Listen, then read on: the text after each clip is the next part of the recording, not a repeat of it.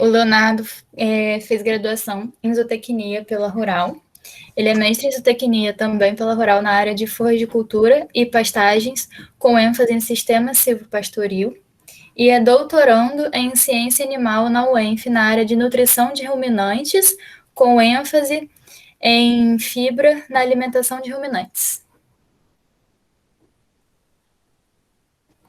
Quando você quiser, pode começar. Obrigado, Luísa. Obrigado pela apresentação.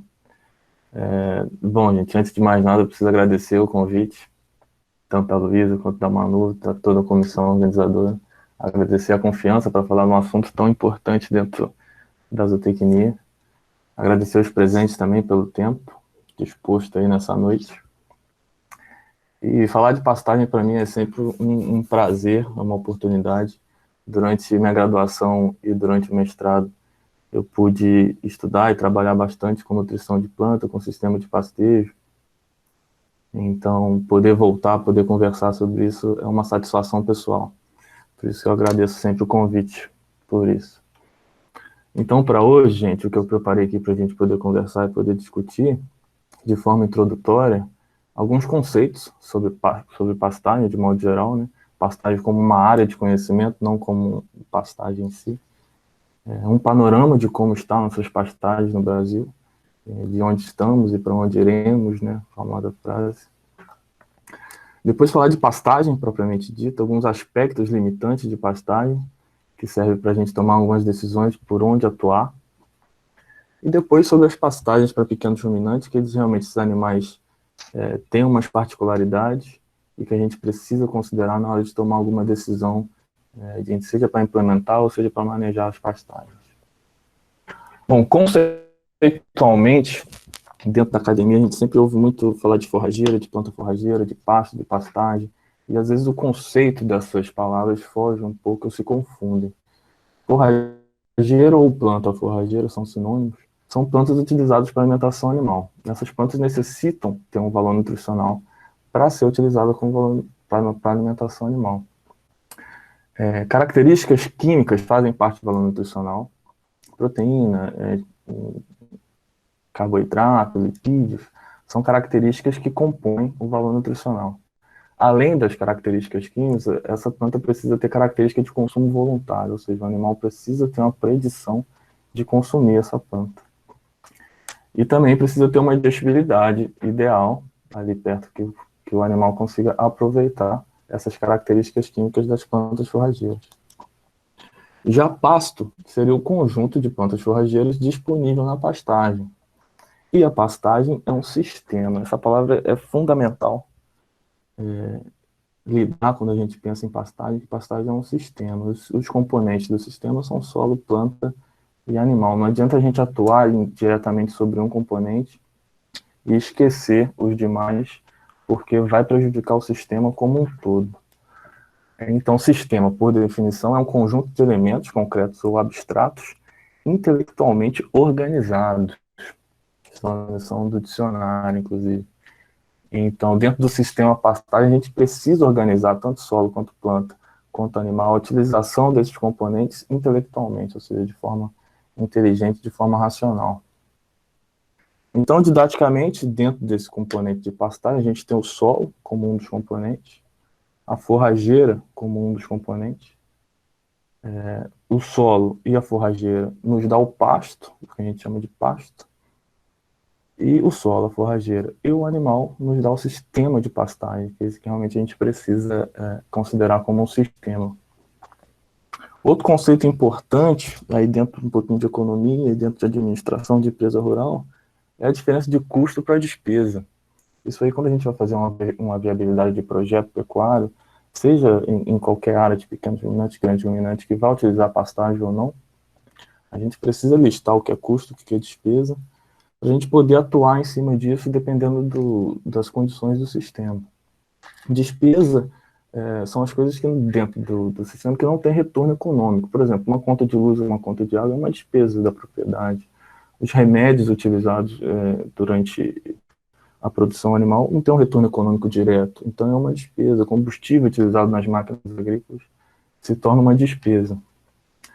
Então, despesas, é importante a gente saber o que é despesa, porque realmente a gente pode cortar para economizar um dinheiro ou fazer ser mais produtivo o nosso sistema. Agora, custo, ele tem um retorno econômico direto. Seria a compra dos animais que você vai comprar e pode vender no outro dia, então você teve um custo e vai lucrar em cima disso. A compra de rações de alimentos concentrados, que você vai comprar, vai dar para o animal e vai gerar valor em cima disso. E as pastagens têm que ser incluídas como custo.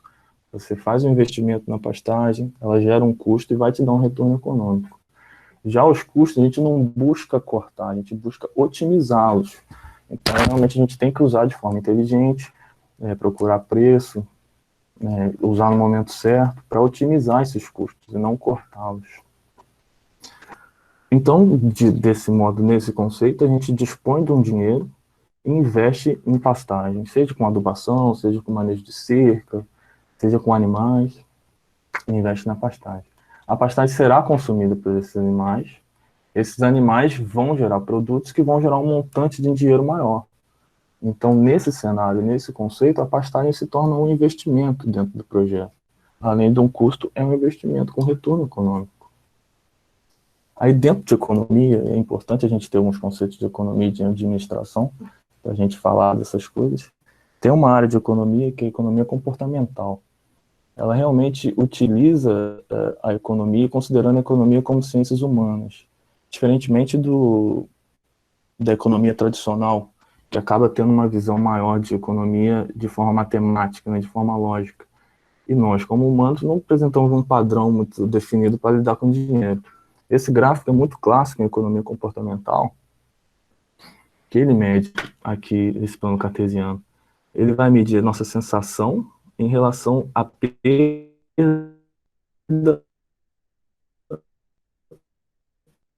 ou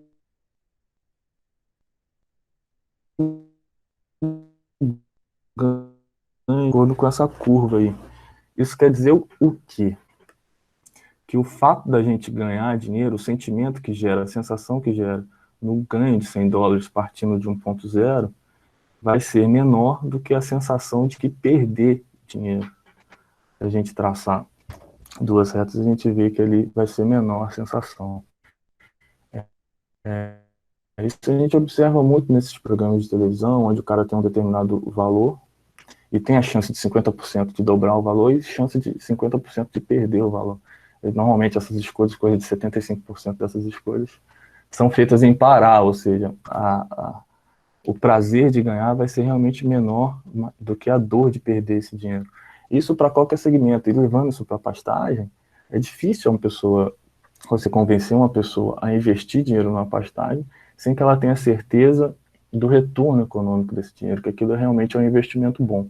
E nós, como técnicos, como zootecnistas, temos que utilizar do conhecimento e do manejo de pastagem, do conhecimento desse conhecimento econômico e administrativo de pastagem, para diminuir os riscos desse investimento. Para a gente diminuir o risco, a gente tem que ter conhecimento do que a gente está investindo. E os riscos de produzir pastagem, de produzir qualquer planta forrageira, na verdade, são relativamente simples. Isso a gente aprende no ensino médio, inclusive. Os fatores que limitam a produção de uma planta forrageira é água, nutrientes, luz, então não é uma planta forrageira, mas qualquer vegetal, na verdade. Esses fatores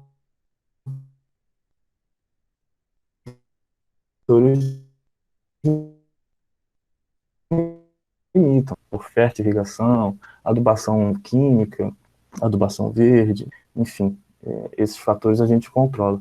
Luz e temperatura, dentro da zootecnia, pensando em pastagem, ainda são fatores não controláveis, ainda são incontroláveis, realmente a gente depende do tempo. Mas se a gente pegar exemplo aí de horticultura, de fruticultura, o pessoal de agronomia controla esses fatores muito bem, para realmente diminuir o risco do investimento do negócio. Dessa forma, já que a gente não controla bem luz e temperatura, o nosso padrão de forrageira durante o ano apresenta um pico nos meses de verão, onde luz e temperatura não é limitante, e apresenta uma queda dos meses de inverno, onde luz e temperatura são limitantes de fato. Isso aí a gente vai ver durante a graduação toda. Esse gráfico é bem clássico, lógico que ele vai variar de região para região, Mas normalmente no Brasil a gente vai ter esse pico de produção e no inverno uma queda. Então, durante os meses de verão, temperatura, luz e água abundante, produção forrageira maravilhosa. Nutrientes também a gente pode fornecer nutrientes, né? Isso aí é exógeno, né, de fora. Agora, quando a gente pensa nos meses do inverno, realmente o fator limitante das plantas forrageiras serão luz, temperatura e água. Nesses meses a gente não tem isso abundante, a gente está percebendo. Está escurecendo 5h30 da noite, 5h30 da tarde, né? Já está escurecendo, ou seja, está faltando luz. São fatores limitantes das plantas forrageiras. E para dar um exemplo em atuação, eu adoro usar a lei do mínimo. A lei do mínimo realmente é muito didática, é muito utilizada em fertilidade do solo. Provavelmente vocês vão ver durante a graduação isso também.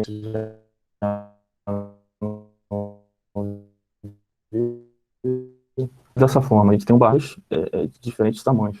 O objetivo aqui é realmente encher o barril com água. Então não adianta nada eu levantar essa régua de cima, sendo que o que está limitando eu encher o barril com água é essa régua de baixo. Então eu tenho que atuar diretamente no fator que está limitando para eu poder alcançar meu objetivo. Se a gente pensar na produção de forrageira durante o verão, água, luz e temperatura não serão fatores limitantes. Então, a gente entrar com nutriente e corrigir o pH do solo. O pH do solo é um dos principais fatores limitantes dentro da produção de forragem no Brasil. E corrigir esses fatores durante o verão vai fazer com que eu alcance o objetivo, que é aumentar a produção, ou seja, em permitir com que eu alcance o meu objetivo. Mas o panorama de passagem no Brasil tem melhorado bastante. Parece que esses conceitos, essas atuações aí, têm dado resultados positivos. Aqui nesse gráfico a gente pode ver a área de pastagem em relação à produtividade aqui para gado de corte, mas para leite também acompanha bastante, e para pequenos ruminantes também. A produtividade em vermelho, lá perto de 1990, que é o início do gráfico, a gente vê que a produtividade vem crescendo bastante nesses últimos 20 anos, 30 anos, enquanto as áreas de pastagem têm diminuído, o que explica a nossa maior eficiência dentro de uma menor área. A gente está conseguindo produzir mais pasto, colocar mais animais no pasto de forma satisfatória. Só que o panorama também não é tão positivo assim, a gente tem que considerar alguns fatores. Por exemplo, a utilização de terra no Brasil, de terras agricultáveis, tá, gente? Se for pegar terras em geral, as áreas de reflorestamento e as áreas de proteção ambiental chegam a 70% disso, das áreas de terra no Brasil. Mas de terras agricultáveis, a pastagem representa 40%, a pastagem está 47%, a pastagem em azul.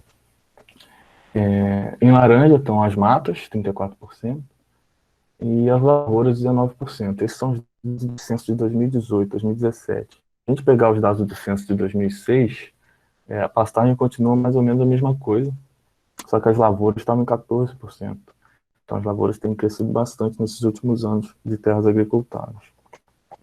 E dentro desses 47% de pastagem, a gente tem 30% de pastagens naturais, muito presentes no sul. O sul, eles têm umas pastagens naturais de ótimo valor nutritivo, então, realmente, eles não têm interesse em colocar outras forrageiras, de modo geral, né?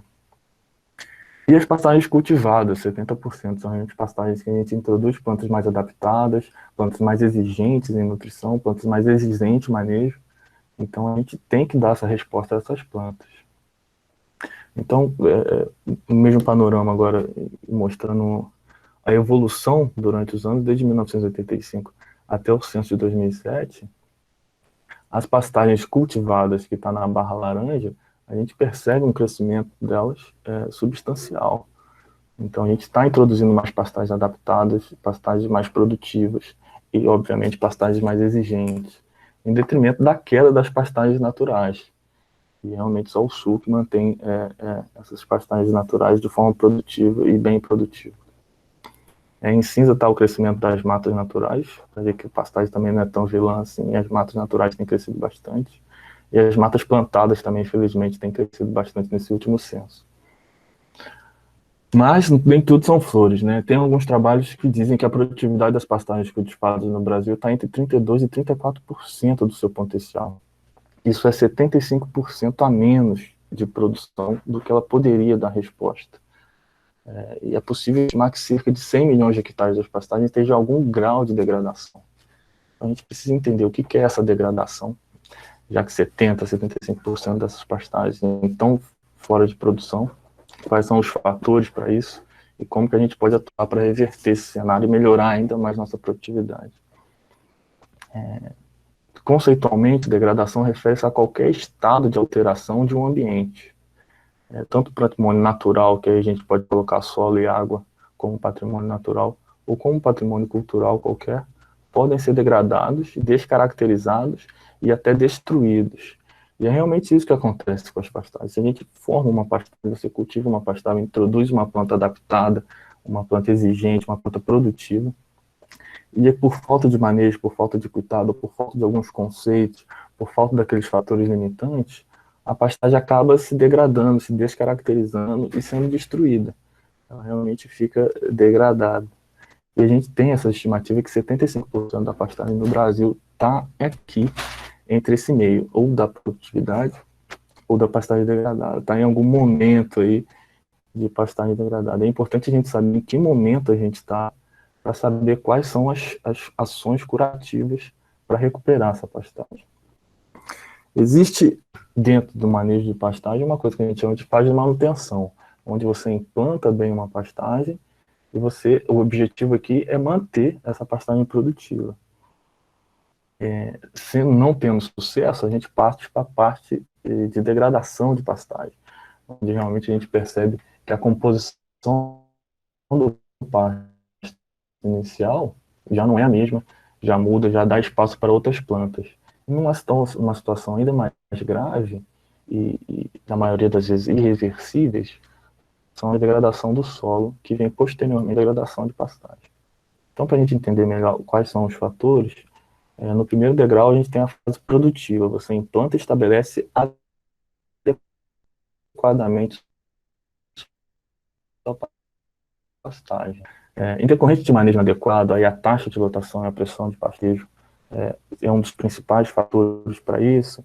Em decorrência desse manejo adequado, você vai tendo uma perda de produtividade. A perda de produtividade, no terceiro degrau, em função da não reposição dos nutrientes depois da perda de produtividade, a gente tem a perda de vigor, que realmente ocorre a morte das plantas cultivadas. Então, você investiu um dinheiro, você adubou, você corrigiu o seu solo, você entrou com máquina, implantou a pastagem, e em função do manejo adequado, você vai perdendo produtividade, você perde vigor e acaba perdendo a planta que você colocou ali, que tem interesse forrageiro, que tem interesse nutricional para o animal. Aí ocorre a invasão de outras plantas que não têm interesse forrageiro, invasão de pragas e doenças. O próximo passo é a exposição do solo, porque essas plantas elas não têm uma cobertura de solo ideal como uma planta forrageira, como um programa dentro de uma pastagem. Então o solo fica exposto, isso gera uma compactação. Em decorrência dessa compactação ao longo do tempo, ocorre a erosão alta. Aí a erosão pode ser tanto eólica quanto hídrica. Então ocorre uma perda de solo. Quando você chega nessa fase, é dificílimo você reverter para qualquer produção, mais para pastagem. Então essa é uma característica clássica de uma pastagem degradada. Você vê uma pastagem sem vigor, baixa, amarelada, que demonstra que não tem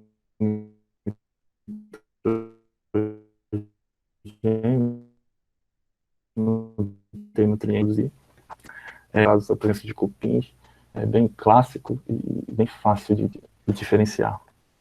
Em detrimento de uma pastagem produtiva, que a gente realmente preconiza, que a gente realmente quer, uma pastagem folhosa, um verde. O verde é clorofila quer dizer nitrogênio, então está bem nutrida, animal pastejando com a cabeça erguida, não precisa abaixar o tronco para pastejar.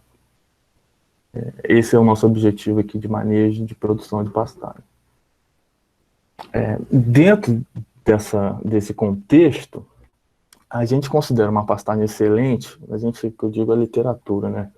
Para mim isso aí não faz muito sentido, não faz muito sentido. Pastagem é boa ou ruim. Mas dentro da literatura eles consideram a pastagem excelente acima de 75% da ocupação da planta forrageira que você implantou, que você impôs ou que está ali de forma natural. A partir do momento que essas plantas, a ocupação dessas plantas vão decrescendo, vão dando oportunidade a plantas invasoras, ou até mesmo a exposição do solo, essa pastagem vai caindo nesse ranking de boa, razoável ou ruim. Então, a taxa de lotação e a pressão de pastejo realmente é um dos principais fatores para mudar essa composição do pasto. Taxa de lotação e pressão de pastejo aqui serão sinônimos. À medida que aumenta a taxa de lotação, ou seja, à medida que aumenta o número de animais, ela realmente não vai existir, vai ser bastante prejudicada.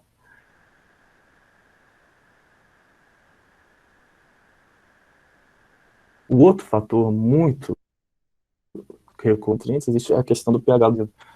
Realmente, a questão do pH é o que mais impede de a gente ter uma pastagem produtiva e sustentável. A questão de sustentabilidade está a questão ao longo do tempo. A gente tem uma pastagem produtiva ao longo do tempo. Uma pastagem boa, considerada boa, bem manejada, a vida útil de 10, 15 anos. É difícil a gente ver uma pastagem produtiva dessa forma, com todo esse tempo. Em relação à taxa de lotação e pressão de pastejo, a gente vai falar um pouquinho desses principais fatores, tanto da taxa de lotação de pastejo, quanto de pH e quanto da reposição de nutrientes, o quanto que isso prejudica a nossa pastagem de modo geral. Em relação à taxa de lotação, aqui é pastagem de modo geral mesmo, tá, gente? Até para grandes e pequenos ruminantes. A gente precisa definir o que é uma boa pastagem para depois estudar as particularidades. Em relação à taxa de lotação, existe um gráfico muito clássico, a curva de Mott, de 1980. Mott propôs isso num artigo muito bem discutido sobre pressão de pastejo, sobre taxa de lotação, e que a gente até hoje utiliza como base para qualquer recomendação de manejo de pastagem. Então, aqui no eixo, eu tenho a produção por animal, produção por cabeça mesmo, e o número de animais de acordo com a taxa de lotação. A gente percebe que a curva, o comportamento da produção, é desse tipo aí. Ela tem um pico logo no início e vai caindo de acordo com o número de animais aumenta. Dessa forma, eu tenho um platô aqui, com a taxa de lotação, com o número de animais baixo. Aqui eu tenho 1, 2 animais para produção por animal. De acordo com que a taxa de lotação aumenta, a curva tende a cair. Então, colocando números a isso, para a gente entender de uma melhor forma, se eu tenho um animal dentro de uma área, números hipotéticos, tá, gente? Um animal dentro dessa área, ele vai ganhar 200 gramas por dia nessa área de pastagem. Se eu colocar 4 animais, em função da competitividade, da baixa oferta de forragem, a oferta de forragem que eu tenho para um animal vai ser bem menor do que eu tenho para 4. Então, eles não vão ter a oportunidade tanto de selecionar as melhores partes de forragem, eles não vão ter a oportunidade de comer o que eles querem realmente. Então, acaba que o ganho abaixa. Então, na mesma área, se eu coloco 4 animais, eu vou ter um ganho de 120 gramas por dia. E se eu aumento ainda mais essa taxa de lotação, se eu aumento ainda mais essa pressão de pastejo, se eu aumento ainda mais esse número de animais numa mesma área, o ganho tende a cair. No caso de 6 animais, 80 gramas. 8 animais, 15 gramas por dia. Isso fora os prejuízos do pasto, tá, gente? Aqui a gente está olhando só a produção animal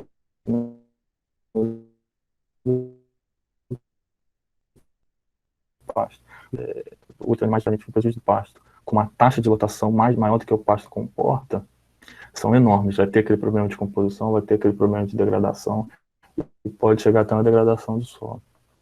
Mas existe outra forma da gente visualizar esses números, da gente visualizar esses dados. Se a gente olhar a produção por área. Então, a gente deixa de lado a produção por animal e toma como atenção a produção por área.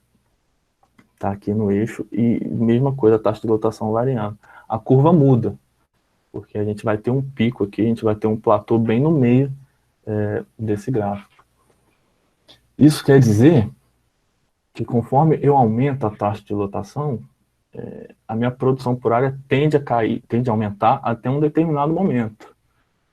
E se eu continuar aumentando minha taxa de lotação, aí realmente tende a cair novamente a produção por área. Então, colocando números a isso novamente, para ficar melhor explicado, um animal numa mesma área ganha de 200 gramas. 4 animais nessa mesma área, no mesmo exemplo anterior, 120 gramas cada. Então, já que eu tenho 4 animais, eu vou ter 480 gramas de ganho na área. Se eu coloco 6 animais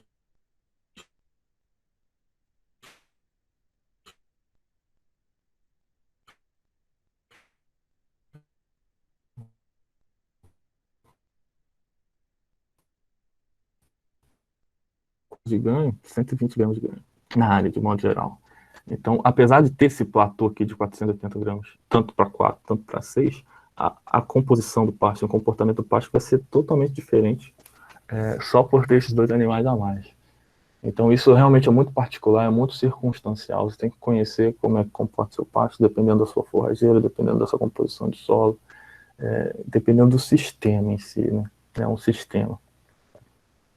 E se a gente juntar essas duas curvas, que isso que o Mott propôs na época, que foi revolucionário, assim, dentro do ramo otimismo, que tem uma taxa de lotação menor que isso, ou maior que isso, gera condições de sub e super pastejo. O subpastejo é quando os animais se concentram se alimentando tanto de um lugar e acaba deixando de se alimentar uma planta mais perto.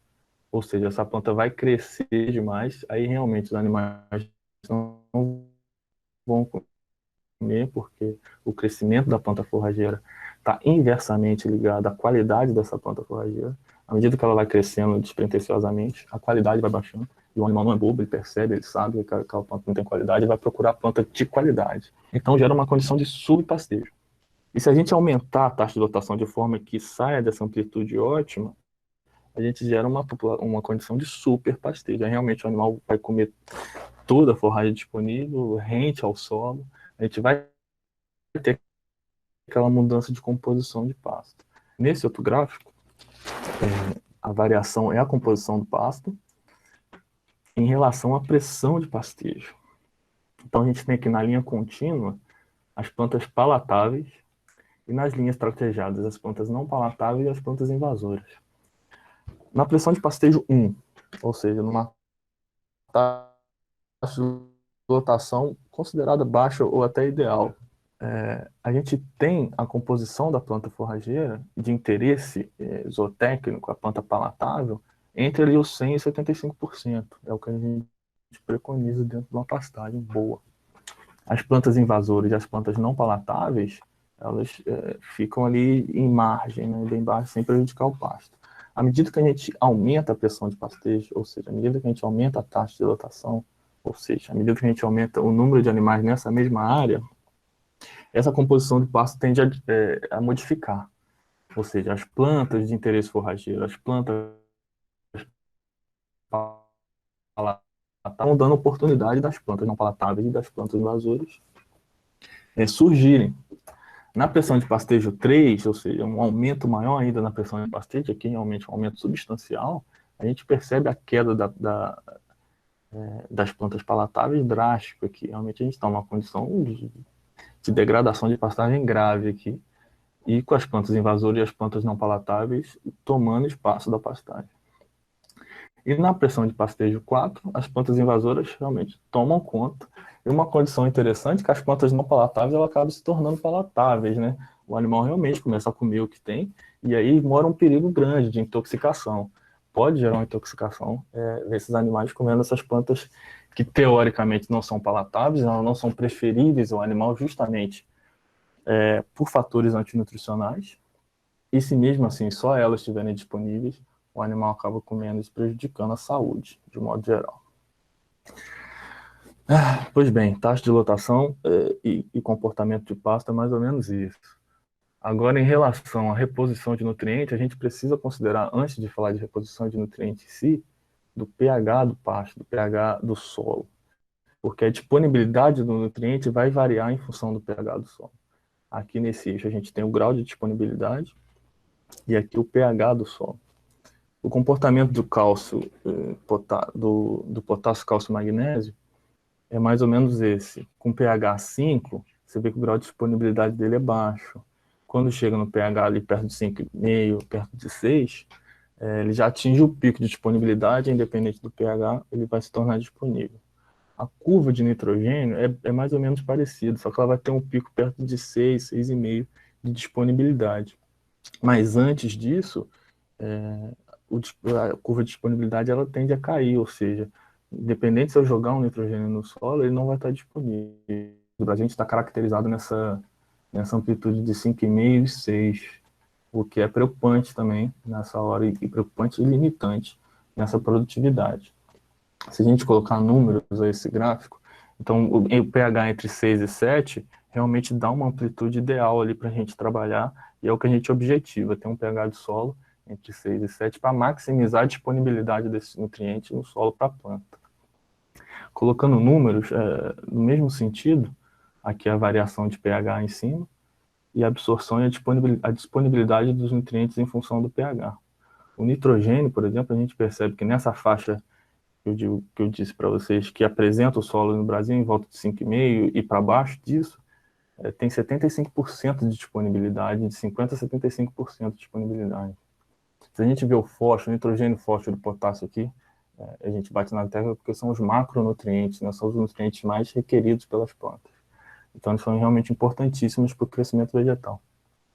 O fósforo, um pH de 5,5, que é o que a gente normalmente encontra, ele tem 40% de disponibilidade só no solo. Ele vai ter o pico lá em 6,5. E o potássio tem 70% de disponibilidade em 5,5 e também vai ter o pico em função de 6,5. Na média desses nutrientes, aí engloba cálcio, magnésio e enxofre também, que é importante para algumas funções fisiológicas das plantas. A amplitude que eu falei para vocês que a gente considera ótimo, vai de 73,3 até 100% de disponibilidade. Então, realmente, a gente precisa trabalhar nisso para o que a gente jogar no solo ser disponível para a planta utilizar, produzir, para o animal comer e gerar aquele montante de dinheiro. Aqui, realmente, o investimento, para a gente fazer o investimento certo. Então, só para título de curiosidade, para a gente fazer uma recomendação entre aspas aqui, para a gente ver o quanto que isso pode prejudicar não só o solo, a gente viu em questão da planta forrageira, mas prejudicar o negócio como um todo, o sistema como um todo, solo, planta e animal. Essa tabela é a recomendação de fertilização fosfatada para implantação de pastagem ou implantação de capineiro. O teor de fósforo em miligrama por decímetro cúbico, a gente consegue através de análise de solo. Você lá amostra o solo, manda para o laboratório, eles te mandam uma tabela e te mostra os minerais que tem, a quantidade dos minerais que tem no seu solo.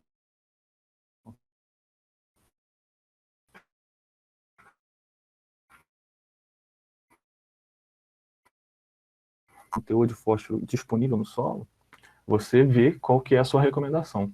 Eu vou usar aqui só para título de hipotética, de curiosidade, entre 11 e 20. É normal a gente encontrar solos entre 11 e 20 miligramas por decímetro cúbico nessas análises de solo, só que ainda é mais comum encontrar de 0 a 10. De 11 a 20, a gente já percebe que a pessoa já está fazendo um trabalho ali no solo para aumentar essa disponibilidade de teor de fósforo. Mas vamos usar como exemplo de 11 a 20, então minha necessidade são 80 kg de P2O5. P2O5 é a forma ativa que a planta absorve de fósforo no solo. Ali está quilos por hectare, mas é tonelada, se não me engano. O superfosfato simples é um adubo fosfatado, muito utilizado e mais comum, conhecido. Ele apresenta 20% de P2O5. Então, um saco com 50 quilos está custando R$342. É o que eu pesquisei na internet semana passada. Então, se em 100 quilos de super simples, eu falei para vocês que tem 20% de P2O5, né? Ele vai ter 20 quilos de P2O5, 20% de 100, dá 20 quilos. Se eu preciso de 80 quilos de P2O5, 400 quilos.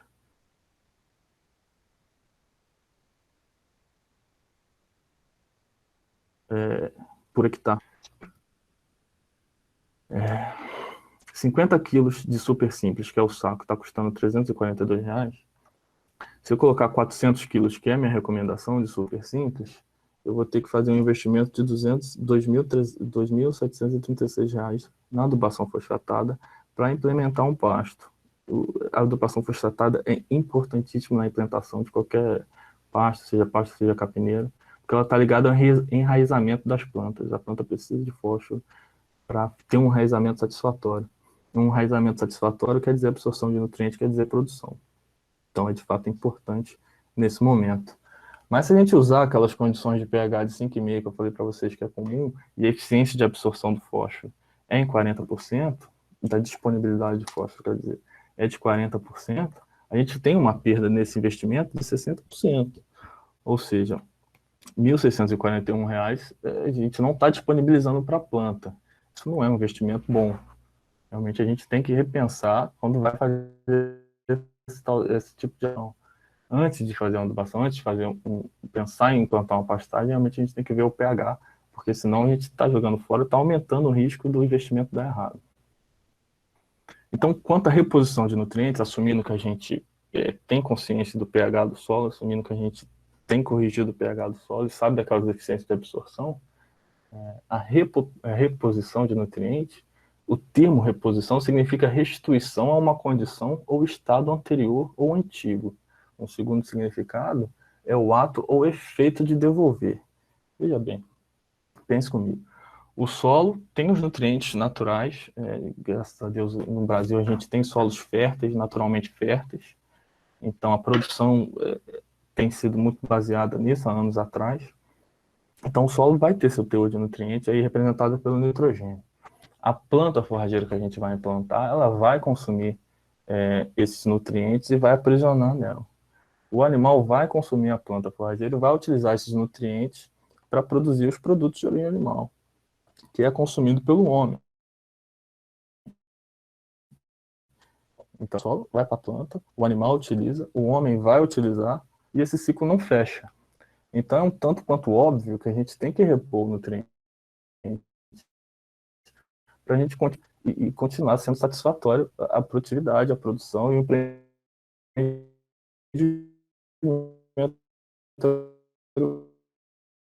agropecuário. Essa tabela mostra muito bem nutrientes extraídos por uma pastagem que pode ocorrer anualmente. Então, retidos no corpo do animal, a gente tem cerca de 9% de nitrogênio, 10% de fósforo e 1% de potássio. Acúmulo na forragem, acúmulo no malhador, erosão superficial, vai ocorrer perda de nutrientes, principalmente de fósforo, 15% por erosão. Volatilização, o nitrogênio realmente é muito volátil, o nitrogênio ele vai volatilizar se você aplicar no momento errado, se você aplicar nas condições erradas. 15% do nitrogênio volatiliza. A fixação na argila de matéria orgânica, o fósforo tem essa capacidade de fixar na argila e ele perde a disponibilidade.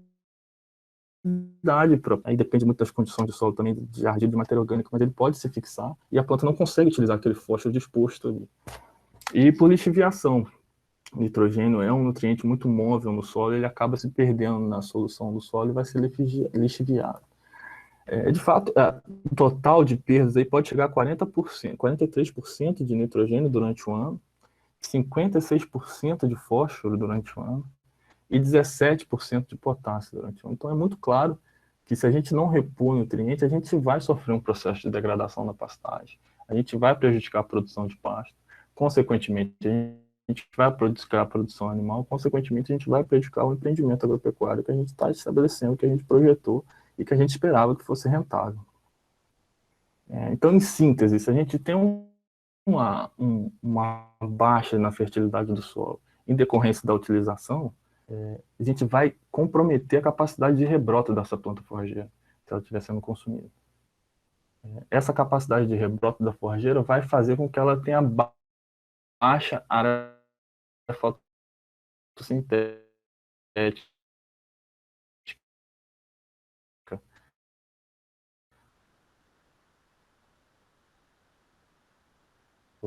e de crescer. E a frequência dessa perda de massa verde da população de forrageira são duas. Primeiro, a gente dá espaço para plantas invasoras, cobertura do solo. Você diminuindo a cobertura do solo, ocorre erosão hídrica e eólica. Essa erosão é perda mesmo, erosão eólica, o vento leva partículas do solo, a gente normalmente não consegue ver de forma de olho nu, mas a gente tem uma perda de solo por vento, já que o solo está exposto, e uma erosão hídrica, realmente as gotas de chuvas geram um impacto enorme no solo e carregam o solo, dá aquelas mossorocas, dá aquelas linhas, aquelas veias d'água, você perde solo, matéria orgânica e nutrientes estão indo ali. E com essa perda de solo, de matéria orgânica e de nutrientes, você tem uma baixa na fertilidade do solo. Então, isso sim é cíclico, isso sim é problemático.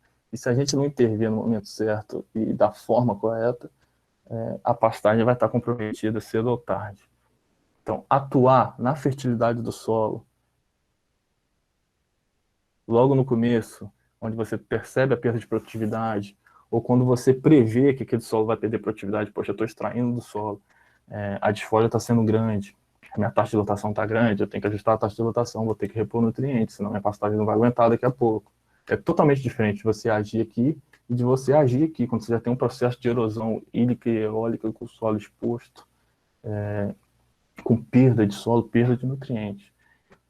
Saber em que momento sua pastagem está, saber como agir, é ideal para a gente tomar uma decisão fundamental nos manejos de pastagem, entre recuperar ou renovar, se a gente pré-assumir que a pastagem está degradada.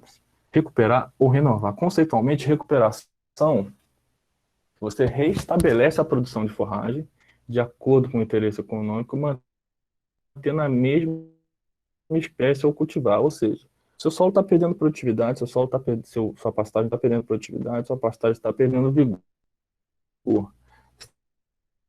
Está vendo que a planta, os grandes razões é a nutriente. Se você age nesse momento, você consegue restabelecer aquela população de plantas que já estão ali, que você já implantou, que você já vem trabalhando. Se não, a gente parte para a renovação, que é a utilização da área degradada para a formação de uma nova pastagem. Aqui, uma formação de uma nova pastagem, a gente está falando de máquinas agrícolas, a gente está falando de ter que arar, ter que gradear, ter custo com trator, ter custo com tratorista, ter custo com diesel, ter que escolher uma planta forrageira, plantar, fazer a calagem, fazer adubação de formação, fazer adubação de manutenção, para a gente chegar numa pastagem produtiva. A diferença básica entre recuperar e renovar é dinheiro. Renovar pode chegar a ser 7, 8 vezes mais caro do que recuperar uma pastagem. Então, identificar o problema logo no início ou saber que a gente vai ter aquele problema, porque se a gente não repor, é óbvio que o grau de degradação vai sendo crescente durante o tempo. Então, se a gente não recuperar essa pastagem a tempo, a gente vai ter que renovar daqui a um tempo e é muito mais caro. Compromete o empreendimento. Esse trabalho exemplifica muito bem isso, muito bem. Esse trabalho é do Lopes, de 94. Ele avaliou uma pastagem degradada e as formas de recuperar. O tratamento testemunha é o que ele não fez nada. Simplesmente é o que a pastagem já estava produzindo. Ou seja, a pastagem estava produzindo aqui 8,3 toneladas de matéria seca por hectare, na estação seca 1,1, na estação chuvosa, onde a gente não tem os limites de produção, aqueles limites de água, temperatura e luz, a pastagem responde muito melhor, 7,2. A intervenção primeira que eles fizeram, o grupo de pesquisadores, foi de macro e micronutrientes, ou seja, repor tudo que já foi retirado do solo, ou tudo em alguma parte, né? A gente vê uma mudança substancial na produção, 13,1 toneladas por hectare em comparação à testemunha. Porém, na estação seca, de fato, não mudou, porque foi o que eu falei para vocês, às vezes a estação seca, o que está limitando a pastagem não é nutriente, não é taxa de lotação, é realmente fatores ambientais, sol e temperatura. Isso vai limitar o crescimento da forrageira. Mas na estação chuvosa, ela deu um pico muito maior de produção de toneladas de matéria seca por hectare. Aí, outro tratamento que ele fez foi gradagem, ou seja, revirar o solo. O objetivo de fazer esse tipo de tratamento é você eliminar as plantas invasoras e, consequentemente, você elimina as plantas de interesse forrageiro também, só que você conta que o solo vai ter um banco de semente, ou seja, a rebrota dessa planta vai ser muito mais vigorosa. E nem sempre é assim. Tem umas condições realmente que essa planta não responde. Então, a produção acumulada, quando ele fez a gradagem, foi de 7,3 toneladas por hectare. Bem menor do que a do testemunho, inclusive. E quando ele usou os dois tratamentos juntos, a gradagem e mais a reposição de nutrientes,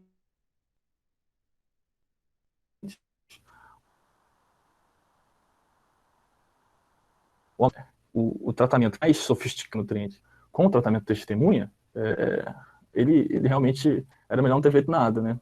Porque produziu a mesma coisa não, porque o dinheiro aqui, ele gastou muito mais dinheiro para fazer, para implantar trator, para colocar implemento, para diesel e a fertilização, do que se não tivesse feito nada.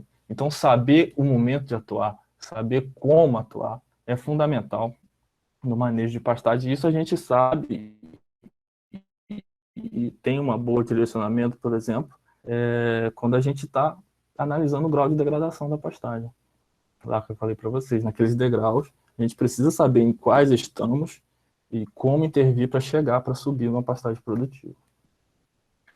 Pois bem, dito isso, definido pastagem, o que é uma boa pastagem, quais fatores que limitam uma pastagem, o que a gente precisa se preocupar para ter uma pastagem produtiva, uma pastagem boa, a gente entra, de fato, para a pastagem de pequenos ruminantes. Aqueles problemas são tanto para bovinos quanto caprinos, ovinos, grandes ruminantes, pequenos ruminantes, de modo geral.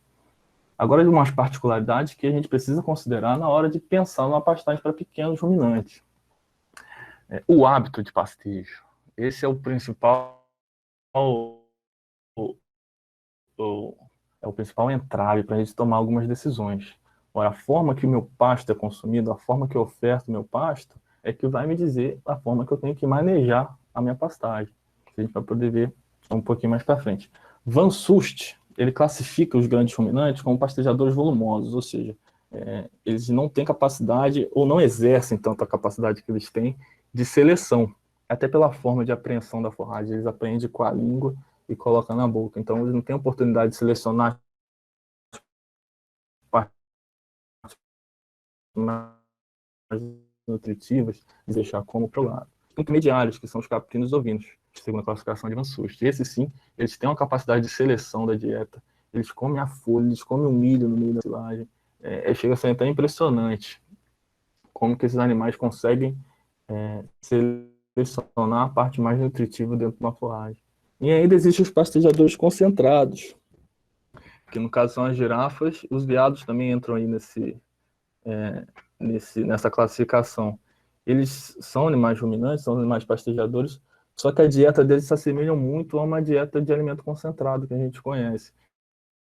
Eles vão consumir frutos, vão consumir flores de algumas árvores, folhas novíssimas e bem nutritivas. Então, mas de interesse zootécnico para a gente aqui, os caprinos e ovinos, a capacidade de seleção deles realmente faz diferença na hora da gente pensar numa pastagem.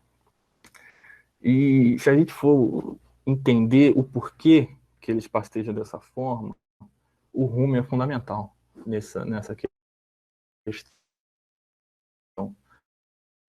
O rumo eu acho que é o que motiva muita gente a estudar a nutrição de ruminante, porque realmente é um ecossistema muito único e o pouco que a gente sabe já é muito complexo, e a gente fica imaginando que a gente ainda não descobriu sobre rumo.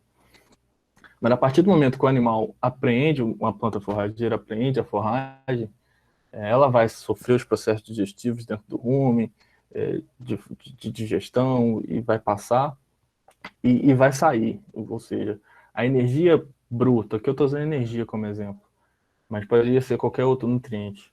A energia bruta, que a gente chama, é o que está contido na forragem. A partir do momento que essa energia foi apreendida e sofreu os processos de digestão, o animal passa a consumir essa energia